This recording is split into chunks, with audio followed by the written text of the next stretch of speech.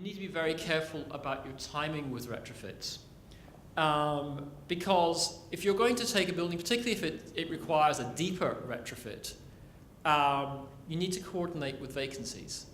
So, for instance, we're working on a building in Sydney at the moment where we really need to get empty floors because the floor has got something like 40 small water-cooled package units on it. And realistically, the only way we can get in to upgrade that plant is with an empty floor. We can't do the work progressively with people in there. It's also important to work with known replacement horizons for plant. When it comes down to it, I'm very reluctant to take a 7-year-old chiller and replace it with something that was more efficient. Not because I don't think we can get a benefit, but because it's you know, you've got a perfectly good piece of plant here. It's just not as efficient as I would like. Okay?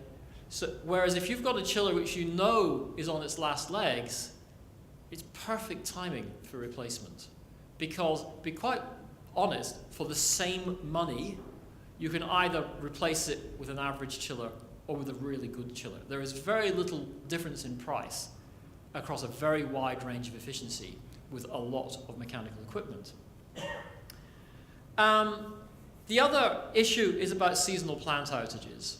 And that is to say, if you're going to replace a chiller, you don't want to replace a chiller in the middle of summer. Okay? You want to replace a chiller in winter. Now that actually requires a very long lead time of consideration because to order a chiller in typically has something like a 13-week lead time. And then you think of the design time on top of that, you're actually talking about starting a good year out